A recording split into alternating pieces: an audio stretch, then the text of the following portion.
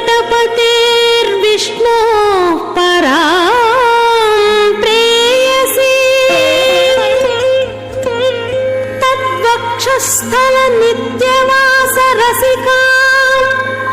तत्क्षान्ति संवर्धिनी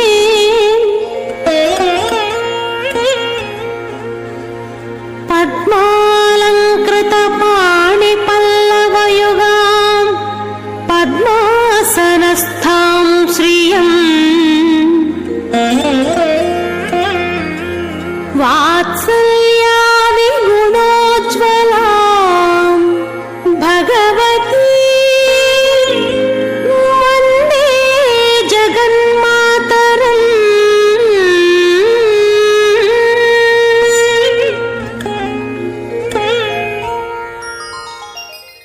ఓం శ్రీ పద్మావతియే నమః. నమస్తేస్తు మహామాయే శ్రీపீఠே சுரபூஜிதே சங்க சக்கர கதாஹஸ்தே மகாலட்சுமி நமோஸ்துதே என்று அந்த தாயாரை செவித்துக் கொண்டு தை மாதம் செவ்வாய்க்கிழமை த்விதியை திதி மகம் நட்சத்திரத்துடன் கூடிய இந்த நன்னாளிலே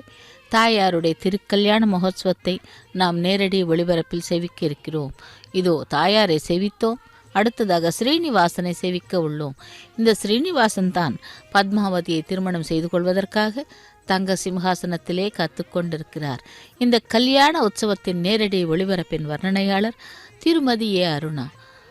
பாஞ்சராத்திர ஆகம விதிமுறைப்படி ஆரம்பமாகும் திருக்கல்யாண மகோத்சவத்திலே முதலில் சங்கல்ப மந்திரங்கள் ஆன பிறகு விஸ்வக்சேன் ஆராதனை சுத்தி புண்ணிய வாசனத்துடன்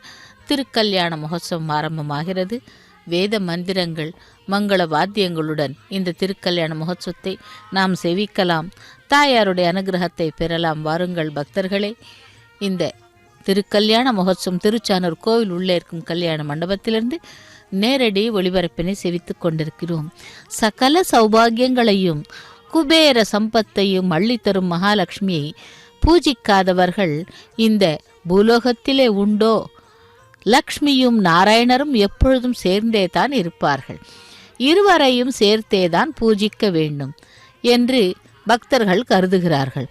ஒரு சமயம் கடுமையான பஞ்சம் ஏற்பட்டு மக்கள் சகிக்க முடியாத கஷ்டத்திற்கு ஆளானார்களாம்.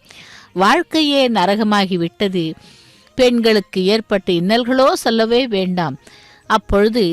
நாரத மகரிஷி நாராயணரையும் லக்ஷ்மியையும் ஸ்தோத்திரம் செய்து சேவித்து இந்த துன்பத்திற்கான காரணத்தை விளக்குமாறு கேட்டாராம். லக்ஷ்மியின் வாக்கு. செல்வத்தினால் செருக்கடைந்த ஜனங்கள் பொறாமை, வெறுப்பு, அகம்பாவம் கொண்டு யாரையும் மதிக்காமல் அவமதித்தார்கள். அவர்களுடைய கெட்ட குணங்களே அவர்களை அழித்தன. நிம்மதி குறைந்து அமைதி இழந்த பெண்களும் தன் மக்களையும் கணவரையும் பெரியவர்களையும் உறவினர்களையும் உதாசீனம் செய்தார்கள். அப்படி தெய்வத்தை அதற்கு தகுந்த முறை பூஜிக்கவில்லை. பெண்கள் தலைவிரித்து கொள்வதுடன் சத்தமாக பேசுவதும் சிரிப்பதும் பூமி அதிர நடப்பதுமான நளினமற்ற செயல்களை செய்தார்கள். மனிதனுடைய அருங்குணங்களே அவனுடைய ஒப்பற்ற செல்வம். அது அழிந்ததும் செல்வமும் அழிந்துவிட்டது என்று கூறினாளாம் மகாலட்சுமி. மனமிறங்கி அனைத்து உயிரையும் மன்னித்து கட்டாட்சிக்க வேண்டும் என்று நாரத மகரிஷி அந்த தாயாரை கேட்டாராம். அதன் பிறகு வேறு ரூபம் தரித்து கொண்ட லக்ஷ்மியானவள் அவந்தி நகரிலே காட்டிலே அலைந்து கொண்டிருந்த ஒரு பெண் முன் தோன்றி அவள் கதையை கேட்டறிந்து தன்னுடைய 7 மகன்களும் பிரிந்து சென்றதை, அந்த அளவற்ற செல்வத்தை இழந்து தரித்திர நிலைக்கு தள்ளப்பட்டதையும் தன்னை பற்றி எதையும் தெரிந்து கொள்ள வேண்டாம் என்றும் சொன்னார். அப்படி தாயாரை சேவிக்கலாம். வேத மந்திரங்களை கேட்கலாம். देवे देवे समाभृताः पवमाने स्वस्तयने सुदोघाव्यघृतस्तुतः ऋषभिः संवृतोरसः ब्राह्मणे समृतकं हितं येन देवाः पवित्रेण आत्मानं पुनदे सदा तेन सहस्रधारेण पवमान्य पुनन्तमा प्राजापत्यं पवित्रं तदोद्यामकं हिरण्मयं तेन ब्रह्मविदो वयं पोतं ब्रह्म पुणेमहे इन्द्रसुनीते सहमा पुनातो सोमस्वस्त्यावरुण समीत्या यमो राजाः प्रमरणाभ्य पुनातु मा जातवेदा मोर्जयन्त्या पुनातु भोर्भुवस्वः तच्छयोरावृणेमः गातो यज्ञाय गातो यज्ञपते देवेः स्वस्तिरस्तु नः स्वस्तिर्मानुषेभ्यः ऊर्ध्वन्दिजातुभेषजं षण्णोस्तद्विपदे शञ्चतुष्पदे ॐ शान्ति शान्ति शान्तिः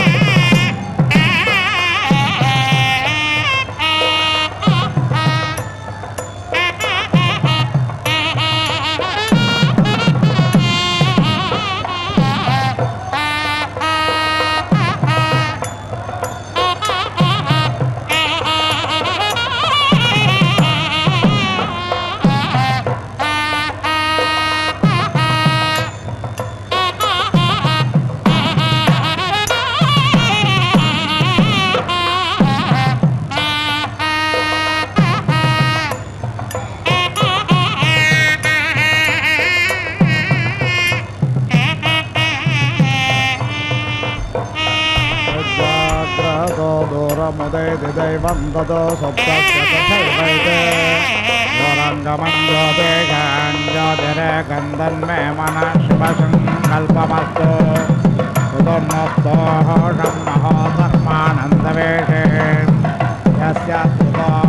योजसा भक्तं विपार्वमर्दयत्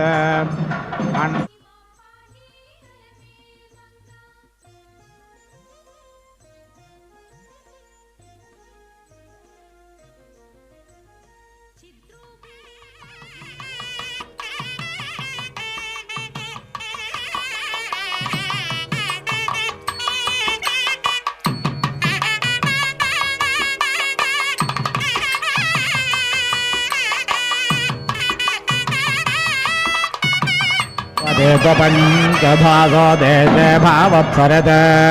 त्वमग्ने प्रथमो अङ्गेरार्षद्देवो देवानामभवत् शिवः सखाः तव व्रते कवयो विद्मनापसो जायन्दमरुतो राजदृष्टयः त्वन्नोः अग्ने तव देवपायुभः मघो नोः रक्षतन्वश्च वन्द्या राता तोकस्य तराय गवामस्य नेमे शग्ने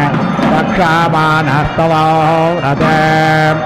उत्तानायामवभराचिकित्वान् सद्यः प्रवेहेता वृषाणञ्जजानाम्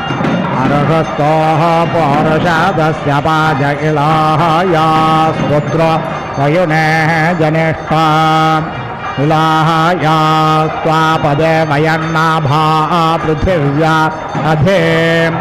यादवेदो निधेः मह्यज्ञे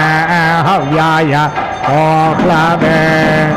प्रमन्महेशवसानाय सोषमाङ्कोष निर्वाणसे अङ्गिरस्वदे सुवृत्तिभिस्त्वपदरग्नियायाच्चामार्कन्नरे विश्रोदायां प्रभो महे महि नमो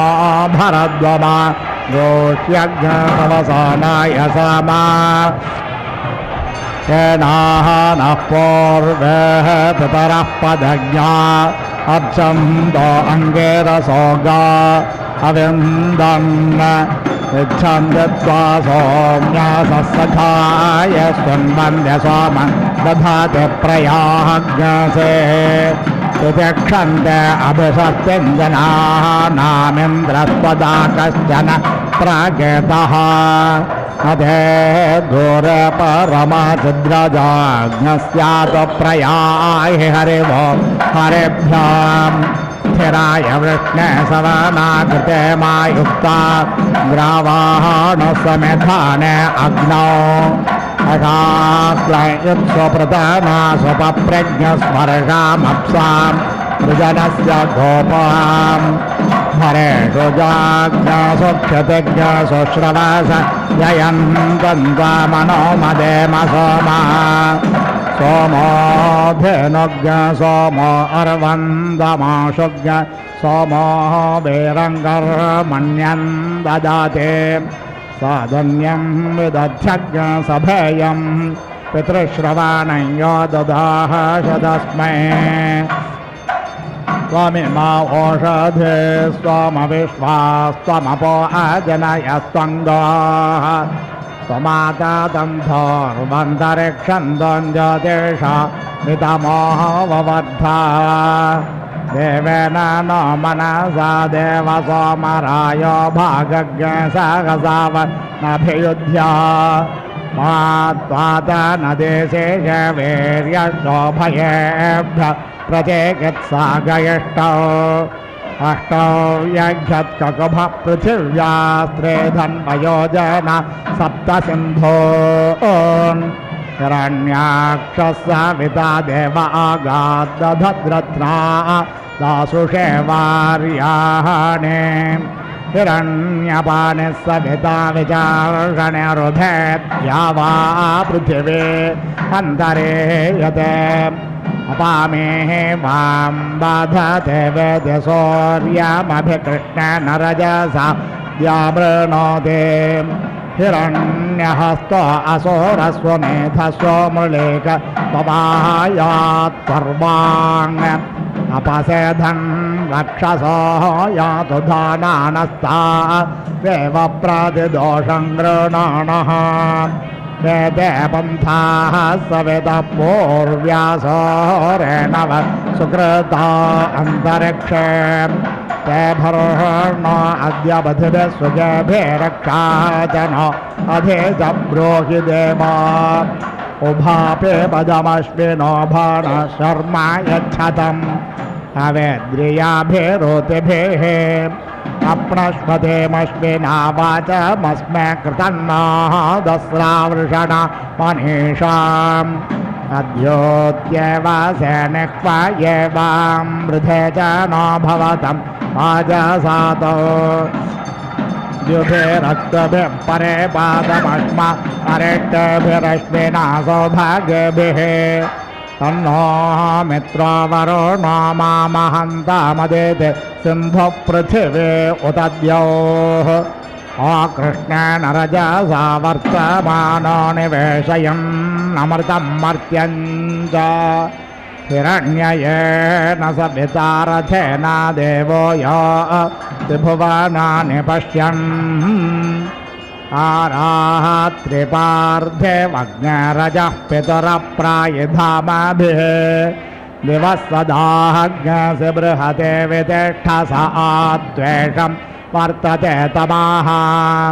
उषस्तच्चित्रमाभारास्मभ्यं वाजिनेवते येन दोकञ्चतनायं जधामः प्रातर्जितं भगमुग्रज्ञो वेम वयं पुत्रमदेतेर्यो विधर्ता आध्रश्चिद्यं मन्यमानस्वरश्चिद्राजा चिद्यं भगं भक्षेत्याह पोषन्तलो व्रते वयन्नरेष्ये मकदाः जना स्तोतारस्तैः स्मसे पथस्पथः परे पतिं वचस्यागामेः न कृतो अभ्याडलर्कम् स नारासच्छरुधश्चन्द्रार्ग्रा धियं धियज्ञशेषधाति प्रपोषा त्रीणि पदा विचक्रमे विष्णुगोपा अदाभ्यः अतो धर्माः निधारयन् तद्विप्रासो विपण्यवो जागृवाज्ञ सस्यमिन्धते विष्णोर्यत्परमं पदं धृतवते भुवनानामभिश्रेयोर्वे पृथ्वीमादुदुघे सुपेशसा या वा पृथिवी वरुणस्य धर्माणाविष्टाभिदे अजरे भोरे रेतसा येन सपत्ना अपते भवन्तीन्द्राग्निभ्यामवबाध महेतान् वसवो रुद्रा आदित्या परिस्पृशम् मोग्रञ्चेत्तारमधुराजमक्रन् आनाः सत्याद्विभिरेकादशैरिह देवेभर्यात मधुपेयमश्विना प्रायुस्तारेष्टन्नेरपाज्ञस्य वृक्षतज्ञ सदादं वेषो भवतज्ञ स च भुवा केशवस्तमरुदय्यङ्गेर्मान्दार्यस्य मान्यस्य कारोः केशायाः श्रेष्ठतन्वे वयां विद्यामेषं वृजनञ्जेरदानम् सहस्तोमा सह छन्दस आवृत सह प्रामार्षाय सप्तदेव्याः पूर्वेषां पन्था मनुदृश्य धीरा अन्मालेभिरध्यो न रश्मेन आयुष्यं वर्चस्यग्राय स्पोषमभेदम् उदग्निरण्यं वर्चस्वज्येत्राय विशता दुमाम् अतद्रक्षाग्रसिनपेशा च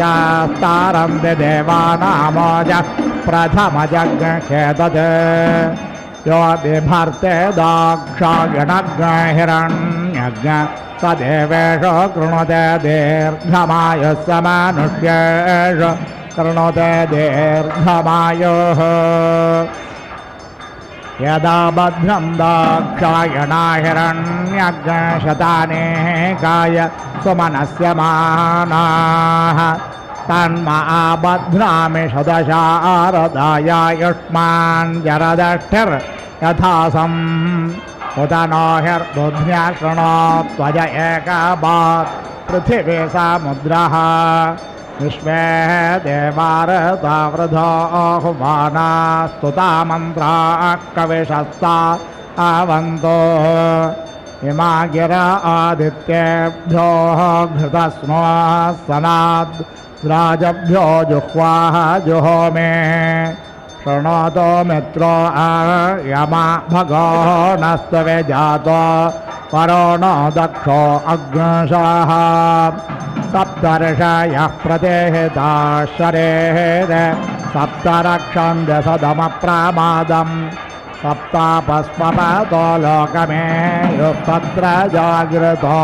अस्वप्नजौ सत्रसदो जदेवो उत्तिष्ठ ब्रह्मणस्पदे देवयन्तस्य महे उपप्रयन्तो मरुतस्तु दानव इन्द्रप्राशोर्भवासचा प्रणोणं ब्रह्माणस्पदर्मन्त्रं वदत्युग्ध्यम् यस्मिन्निन्द्रो वरो नो मित्रो अर्यमा देवा ओगाज्ञसि चक्रिरे ब्रह्माणस्पद त्वमस्य यन्दासोक्तस्य बोधितनायञ्जन्वा विश्वं तद्भद्रं यदवन्ति देवा बृहद्देम विदधे सुवीराः य इमा विश्वाः विश्वकर्मायो नः पितान्न पतेर्नस्य नो देहे देव सवितः प्रसोवयज्ञं प्रसोवयज्ञपातिं भगाय दिव्यो गन्धर्वः तपोः केतन्नः पुनातु वाचस्पतिर्वाचन्नस्वदतु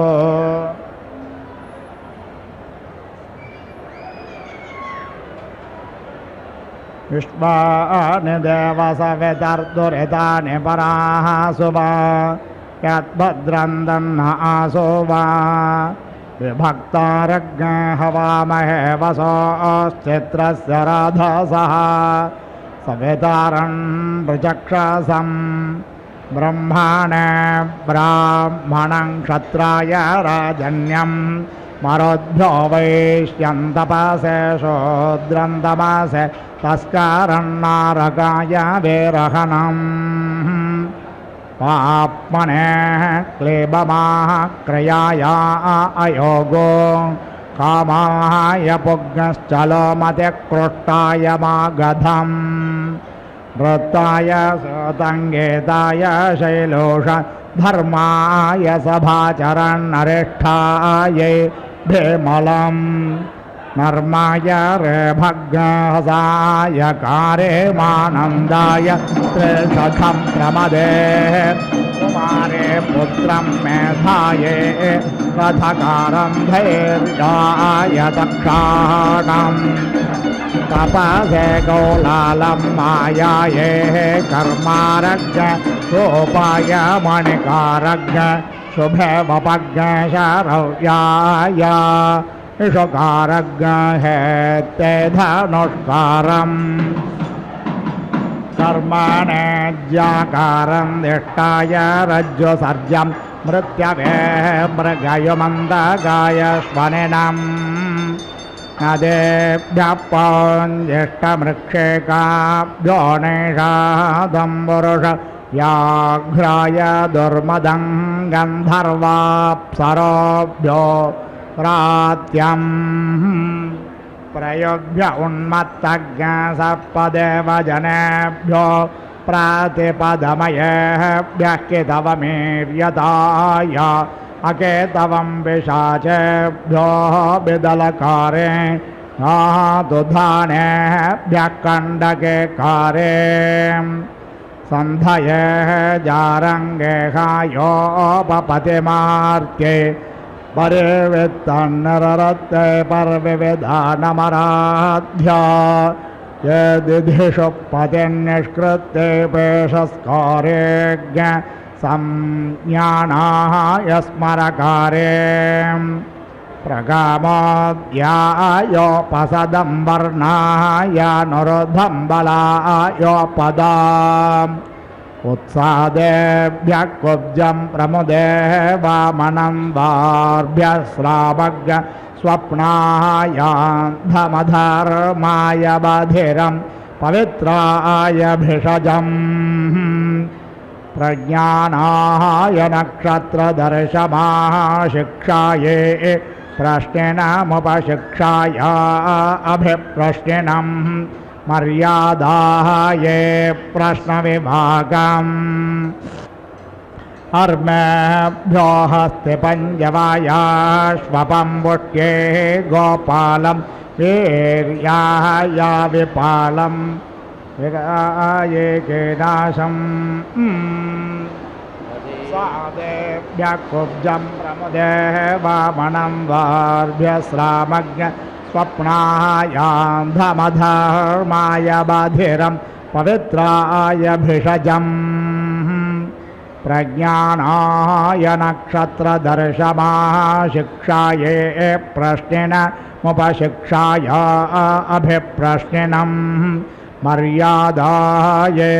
प्रश्नविभागम्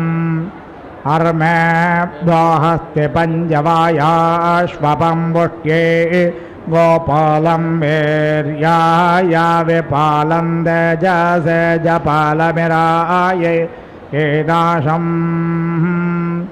केलालाय सुराकारं भद्राय गृहपज्ञ श्रेयसे वित्तधमाध्यक्षाय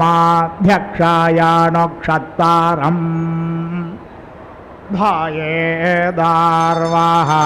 प्रभाया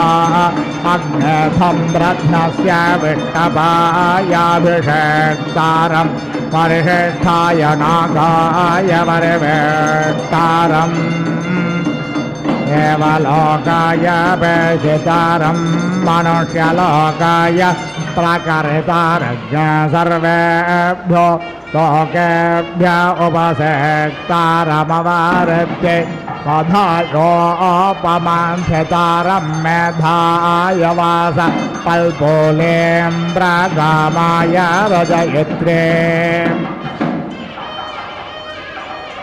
हृदयेस्तेन हृदयं वैरहत्याय पिशोणं विविद्ये क्षत्तारमोपद्रष्ट्यायानुक्षत्तारं बलायानुचरं भूम्नपरिष्कन्दम् प्रियाय प्रियवादिनमरिष्ट्या अश्वसादज्ञ स्वर्गाय लोकाय भागदुघं परिशिष्ठाय नागाय परिवेष्टारम् मन्यवे यस्तापं क्रोधाय निसरं योगाय योक्तारज्ञ शोकायाभिसर्तारं क्षेमाय विमोक्तार मुत्कोलनिकोलेभ्यस्तृष्ठिनम् वपुषे मानस्कृतज्ञशीलायाञ्जनेकारे निररत्ते कोशकारे यमायासु यमाय यमसो मथाभ्यो वातोकाग्य संवत्सराय पर्यायिनें वत्सराय विजात मिदावत्सराय ते द्वारे मिद्वत्सराय तिष्ठद्वारे वत्सराय विजर्जराज्ञ संवत्सराय पलिक्ने मृभुभ्यो जनसन्धज्ञ साध्येभ्यश्चर्मम्नम् सरोभ्यो धैवरमोपस्थावराभ्यो दाशं वैशन्दाभ्यो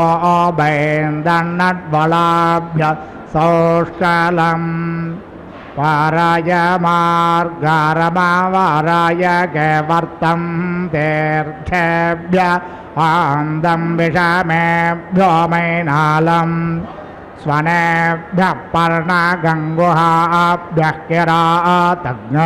सानुभ्यो जम्भकं पर्वतेभ्यः किं पौरुषम् बेभत्साये पौल्कसंवर्णाय हिरण्यकारन्तुलाये पाणिजम्बश्चादोषाय ग्लाविनं विश्वेभ्यो भूतेभ्यः सिद्धमलम् भूत्ये जागरणमभूत्ये स्वपनमार्त्ये जनवादिनं वृद्ध्या अपगल्भग् सज्ञशराय प्रच्छिदम् अक्षराजाय कितवं कृतायाः दिनवदर्शन्द्रेताय कल्पिनं द्वापरायाधिकल्पिनमास्कन्दाय सभास्थानं मृत्यवे गो यच्छ मन्दाकाय गोघातम् क्षुधे योगां विकृन्तन्तं भिक्षमान उपतिष्ठते दुष्कृताय चरकाचार्यं पाप्मने शैलजम् प्रतिश्रुत्काय अर्तनं घोषाय भषमन्ताय बहुवादिनामनन्ताय मोकज्ञ शब्दायालम्बराघातम् महासेवेनावादं क्रोशाय तो नवध्ममवरस्पराय शङ्खध्मं वनाय वनपमन्यतो रण्याय दावपम् नर्माय पुग्नश्चलोज्ञहसाय कारिण्यादशेषाबल्या ग्रामण्यङ्गनागमभिक्रोशकन्तान्महसे वीणावादम्बानिघ्नन्तो नवध्मन्तान् नृत्तायानन्दाय तलवम् अग्नयेपे वाहनं पृथिव्येपेढसर्पिणम् पायवे चाण्डालमन्तरिक्षाय वग्नशनर्तिनं दिवे कालतिज्ञसूर्याय हर्यक्षम् नक्षत्रेभ्यः किर्मिरञ्चन्द्रमसे किल समह्ने शुक्लं बिङ्गाक्षज्ञरात्ये कृष्णं बिङ्गाक्षम् अथेता नष्टो विरोपानालभते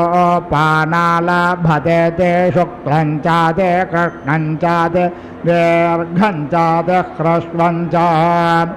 अतिस्थूलं च ते कृशं च ते कोल्वं च ते लोमशं च शूद्रा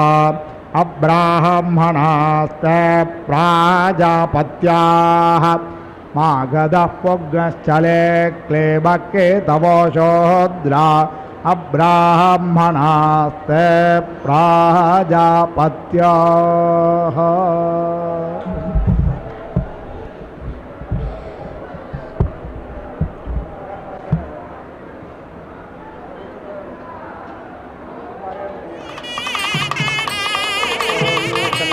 देवीरभिस्राय आपो भवन्तु पीतजे संजोरभिस्रावन्तु नः ॐ धीति वाजे अनायन् वाचो अग्रं मनसा वाजे वादन्हृतानि तृतीये एन ब्रह्माणा वावृधाना स्त्रीये एनावन्वतनामाथेनोः सवे एतपुत्रपितरं समातरं सचोर्भो वत्सभो वत्पुनर्मघः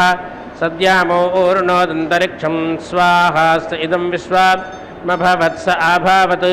अथर्वाणं पितरं देवबन्धुं मातर्गर्भं पितरसञ्जुवानं य इमां यज्ञं मनसा चकेत प्रणो वोचस्तमेह ब्रावः अया विष्ठा जनयन् कर्वाराणि स हि घृणीरुर्वराय गातुः स प्रत्युदैर्धरुणं मध्वो अग्रं स्वया तन्वा मैरयता एकाया च दशभिश्च सुहृते द्वाभ्यामिष्टये विंशत्या च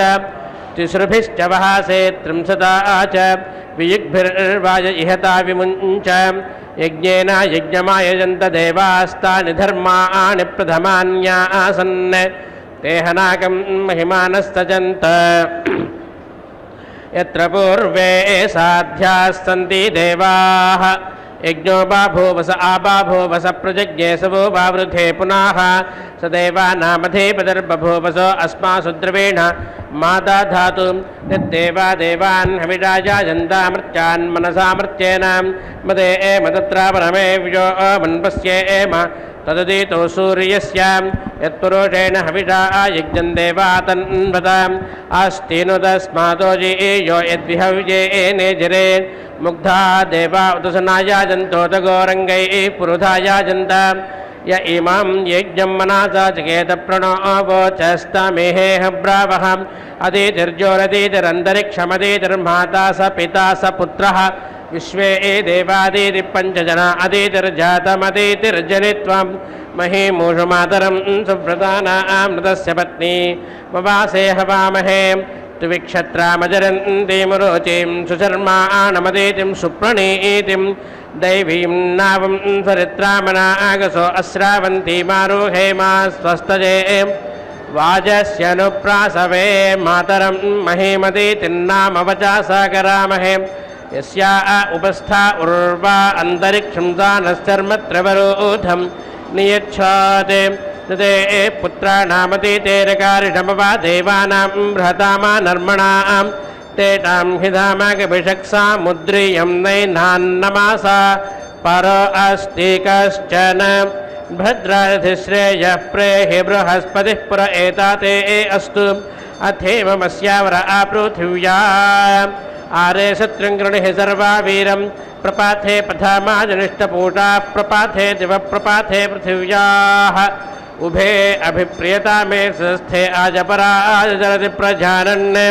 पूषे मा आशा अनो वेद सर्वास्व अस्माम् अभायतमेन नेषतु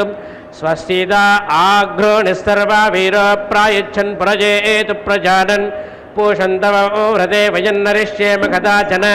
स्तोतारस्त इहस्मासि परिपूषा परस्ताद्धस्तं दधातु दक्षिणं पुनर्णो नष्टमाजातु सन्नस्तेनागमे महीं यस्ते स्तनश्च शयुर्यो माजो भूर्यस्तुं नयस्तहवो यस्सु तत्राह येन विश्वा पुष्यासि वार्याणि सरस्वती तमिह धाता वेगः यस्ते पृथुस्थान इत्युर्यरुष्टो देव केतुर्विश्वामाभूषातीदम् मानवधेर्विद्युता आदेव सस्यमोतवाधीरत्वभिः सूर्यश्च सभाजामासमेतिश्चावतां प्रजापातेर्दिहितरौ संविधाने येन आसङ्गच्छा उपामासदीक्षाचारोवतारमितरस्सङ्गाले மகாலட்சுமியே நமஹ. தாயாருடைய திருக்கல்யாண மகோத்சவத்திலே நாம் அக்னி பிரதிஷ்டை ஹோமத்தை சேவித்தோம். அதைத் தொடர்ந்து இப்பொழுது மாங்கல்ய பூஜையை சேவிக்க இருக்கிறோம். தாயாரானவள் லக்ஷ்மி அவந்தி நகரிலே காட்டிலே திரிந்து கொண்டிருந்த பெண் முன் தோன்றி அவள் கதையை கேட்டறிந்தாளாம். தன்னுடைய 7 மகன்களையும் அவள் பிரிந்து சென்றதை, அளவற்ற செல்வத்தை இழந்ததையும், தரித்திர நிலைக்கு தள்ளப்பட்டதையும், தன்னை பற்றி எதையும் சொல்ல வேண்டாம் என்றும் கூறினாளாம். மகாலட்சுமி தன்னுடைய சுயரூபத்தை அவளுக்கு காட்டி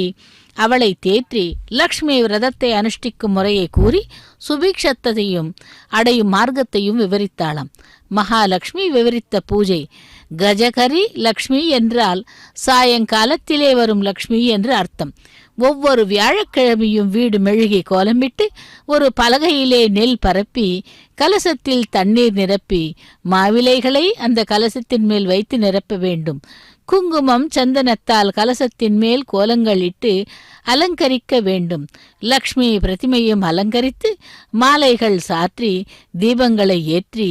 அந்த தாயாரை பூஜிக்க வேண்டும். இப்படி அந்த தாயாரை குங்குமத்தின் வாயால் அர்ச்சனை செய்தால் சங்கு ஊதி லக்ஷ்மி உள்ளே அழைக்க வேண்டும் என்றும், அப்படி செய்தால் அனைத்து விதமான நலன்களும் அவள் கஜகேசரி யோகத்தையும் நமக்கு தருவாளாம். அப்படி அந்த தூப தீபங்கள் காட்டி புஷ்பங்களால் அர்ச்சனை செய்த பின்பு பெண்களின் கைகளிலே சுத்தமான பசும்புல், அக்ஷதை மற்றும் புஷ்பங்கள் வைத்து ஒரு முகமான அந்த பக்தியுடன் தாயாரை சேவிக்க வேண்டும். இதோ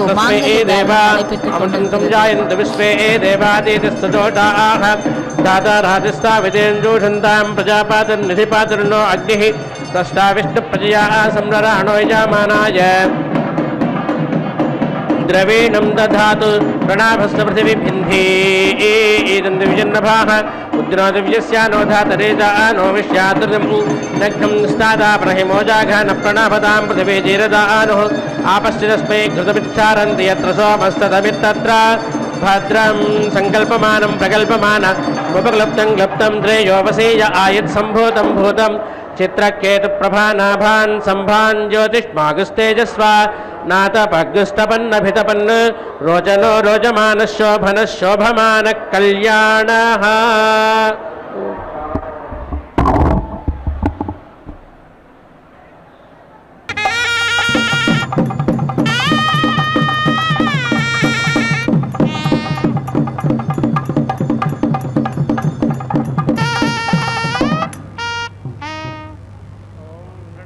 पृथिवीभिन्धि ईदं दिव्यन्नभाः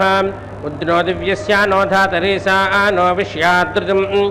नग्नं स्तातापनहिमोजाघान प्रणाभतां पृथिवी जीरदानुः आपश्चिदस्मै घृतमिक्षारन्ति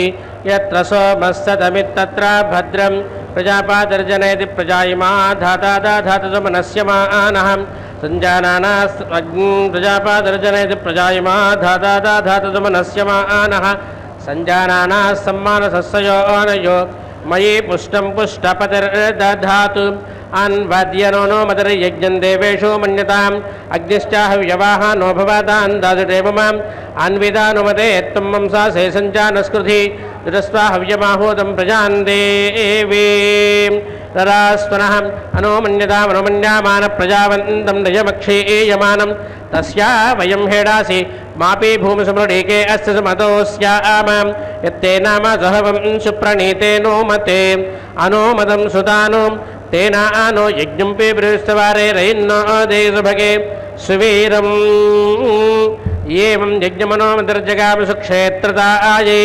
सुवीरतायै सुजातं भद्राक्षस्या प्रमादिर्बभूवसेवं यज्ञमावतु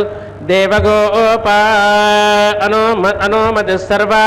मिदं बाभूव यत्तिष्ठाति चराति यदु च विश्वमे जाति यस्यास्ते देवसमतोऽस्यामानुमते अनुहिमंसासेनः समेत विश्वेव चासापतिं दिवयेको विभूरतीर्थर्जनानां सपूर्व्यो नूतानमाविवासत्तं वर्त निरनुवावृतयेकमित्पुरु अयं सहस्रमानो दृशे कवीनां मधुर्ज्योतिर्विधर्मणि ब्रध्रसमीते ऋषसस्समैरयन् अरेपसस्सजे एतसस्वसारे मञ्जुमत्तामाश्च्युते गोः दौष्प्रियन्दोर्जे वित्तन्दक्षो अभुवामराय्याः दुर्नाम्ने सर्वा दुर्वाचस्ता अस्मन्नाशयामसि यन्न इन्द्रो अखानद्यदग्निर्विश्वे देवामरुतो यत्स्वर्गाः तदस्मभ्यं सविता सत्यधर्मा प्रजापातिरनुमतिर्नियच्छाति यो रोजासात्कभिता रजांसि.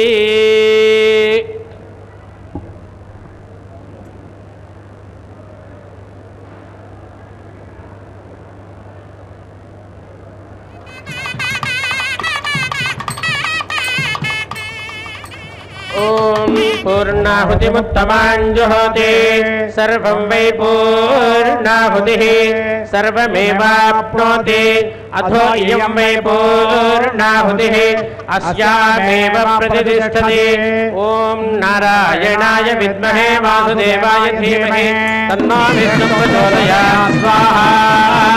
महादेव्यै च विद्महे विष्णुपत्यै च धीमहि तन्नो लक्ष्मी प्रचोदयात् स्वाहा इदं विष्णुर्विचक्रमे त्रेधानि दधे पदम् समोढमस्य पागं सुरे स्वाहा हरिः ॐ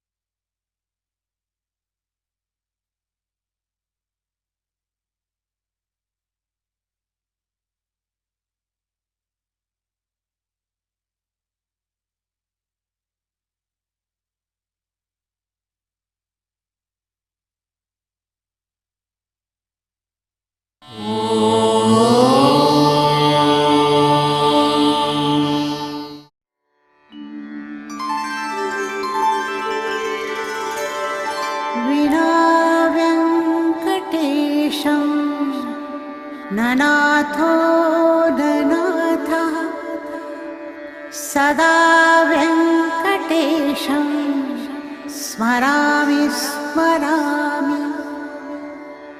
हरे व्यङ्कटेश प्रसीद प्रसीद प्रियं वेङ्कटेश